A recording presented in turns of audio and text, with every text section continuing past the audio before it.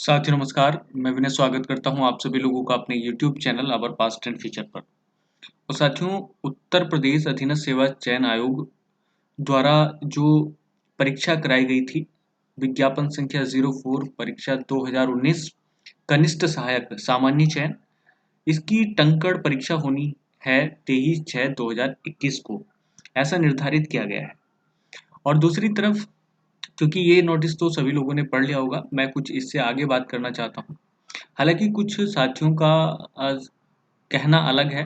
कुछ लोग कह रहे थे कि जो यूट्यूब पर, इंटरनेट पर सितंबर, अक्टूबर चिल्ला रहे थे लोग कि सितंबर से पहले नहीं होगी या अक्टूबर तक हो जाएगी, तो वो लोग कहाँ गए हैं अब? तो मैं बता दूँ, मैं भी उनमें से एक था जो एक्सपेक्ट कर रहा था कि सितंबर और अक्टूबर तक ये संभावित है।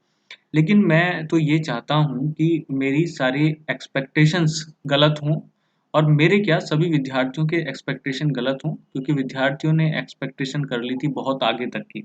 वे समझ रहे थे कि इस साल परीक्षा होगी ही नहीं, फाइनली नहीं होगा।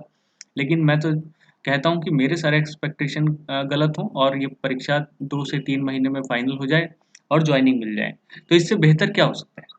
साथियों, जैसे दाग लगने से अगर कुछ अच्छा होता है तो दाग अच्छे हैं, सर्फ एक्सेल। तो वैसे ही अगर कुछ गलत बात अगर सही ढंग से हो जाए तो दिक्कत क्या है?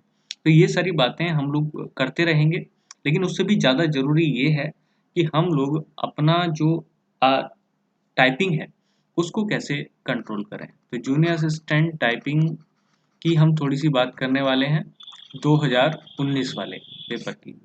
तो इसमें एक तो आपको ये देखना है कि हमारे पास जो डेट है वो है 23/6/2021, यानी कि 23 जून 2021 की, और वी हैव 24 डेज ओनली, यानी कि हमारे पास दिन बचे हुए हैं 24। और पीछे जब एग्ज़ाम का रिजल्ट आया था तो 9/4/2021 को इसका रिजल्ट दे दिया गया था, यानी कि लगभग 2.5 मंथ हमें मिला तो इस काम के लिए कि हम लोग अपनी टाइपिंग को कवर कर सकें। लेकिन इसमें भी आप देखेंगे कि दो राय हो जाती हैं। पहली बात तो ये है कि अभी संशय बना हुआ है कि कहीं एग्ज़ाम अभी पोस्टपोन ना हो जाए। तो पोस्टपोन ना हो, ऐसी सभी लोगों को प्रार्थना करनी चाहिए। और दूसरी तरफ उन लोगों की चिंताएं भी बढ़ गई हैं जो लोग सोच रहे हैं कि इतने कम समय में कैसे वो अपनी हिंदी और इंग्लिश की टाइपिंग को कंट्रोल करेंगे, क्योंकि पहले एक्सपेक्टेशन कुछ अलग था, आज एक्सपेक्टेशन कुछ अलग है। तो हम लोग उन्हीं चीज़ों पर चर्चा करने वाले हैं जिन लोगों की टाइपिंग हिंदी और इंग्लिश दोनों परफेक्ट हैं। परफेक्ट का मेरा मतलब कहने का ये है कि दोनों ही चीज़ें बड़े अच्छे तरीके से 25 और 30 की स्पीड लेकर के आ रहे हैं, तो वो तो सही है। लेकिन जो लोग अभी नए हैं और जिनकी स्पीड अभी नहीं पहुंच पा रही है यहाँ तक, तो वो लोग क्या करें? तो मैं उन्हीं लोगों के लिए बात करने वाला हूँ यहाँ पर, जो लोग अभी टाइपिंग को सीख रहे हैं। तो अभी आप क्या करिएगा, जो मैं 5 चीज़ें बता रहा हूँ, 5 स्पेशल थिंग्स, इन पर आप फॉलो करिएगा। तो पहली और सबसे इम्पोर्टेंट चीज़ ये है कि बी पेशेंट।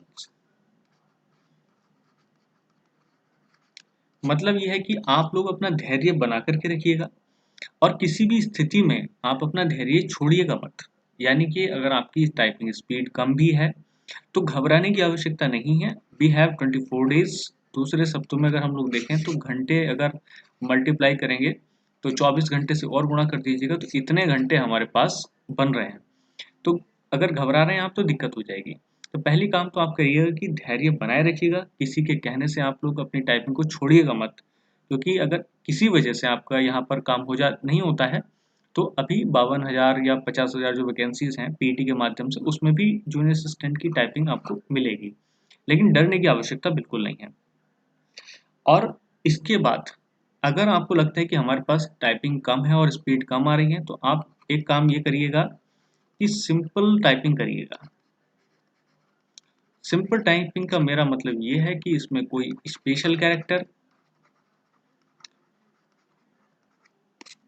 कैरेक्टर यानी कि जिसमें कोडिंग बहुत ज़्यादा होती है, तो बहुत ज़्यादा कोड याद करने की आपको आवश्यकता नहीं है। सिंपल सिंपल आप टाइपिंग कर लीजिएगा। जैसे अगर इंग्लिश की मैं बात करूँ तो इंग्लिश में आपको जैसे न्यूमेरिक डेटा है उसकी अलग से प्रैक्टिस करने की आवश्यकता नहीं है। ब्रैकेट्स हैं, पॉइंट्स हैं उनकी अलग से टाइपिंग की आवश्यकता नहीं है, आप सिंपल लेटर्स लिखें बस, ठीक। इन लेटर्स को लिखने से काम हो जाएगा। ऐसे ही हिंदी में है, क्योंकि हिंदी में आप देखेंगे कि क्रूति देव में बहुत ज़्यादा कोड्स हैं, तो और मंगल का जो इंस्क्रिप्ट है इसमें कोड कम है, और 6 से 7 कोड जो मैंने बताए थे, तो वो कोड करके ही आप काम चला सकते हैं। इसके अलावा आपको आवश्यकता बिल्कुल नहीं पड़ेगी। तो सिंपल सिंपल टाइपिंग करिएगा, कुछ स्पेशल कोड और इन सब की प्रैक्टिस करने की आवश्यकता नहीं है। लेकिन मैं अभी बता रहा हूँ कि ये उन लोगों के लिए है जिनकी स्पीड अभी कम है और दिक्कत हो रही है। तो सबसे पहले वो बेसिक रिक्वायरमेंट पूरी करें, बाकी जो चीज़ें हैं वो बाद में देखी जाएंगी। नेक्स्ट पॉइंट कि अपना टाइम इंक्रीज करें, सबसे सिंपल पॉइंट है, टाइम इंक्रीज करें। इंक्रीज का मतलब ये नहीं कि आप 5-7 घंटे लगातार इसको करें कंटिन्यू, ऐसा नहीं। आप बीच बीच में टाइम दे करके, ठीक है, ब्रेक लेकर के इसको करिएगा। तो आधा घंटा टाइपिंग की, ब्रेक लिया, फिर आधा घंटा टाइपिंग की, फिर ब्रेक लिया।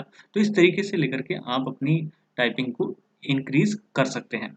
और जो निश्चित परफॉर्मा है उस पर ही टाइपिंग करें, जो 5 मिनट की टाइपिंग होती है उस पर ही टाइपिंग करें। अगर रिलैक्स करना है अपने माइंड को तो अलग बात है, लेकिन अपनी टाइपिंग का समय बढ़ाते हुए सिंपल मैटर को पेशेंस के साथ आप लोग इसको करिएगा, कोई दिक्कत आपको नहीं होने वाली है। Fourth point,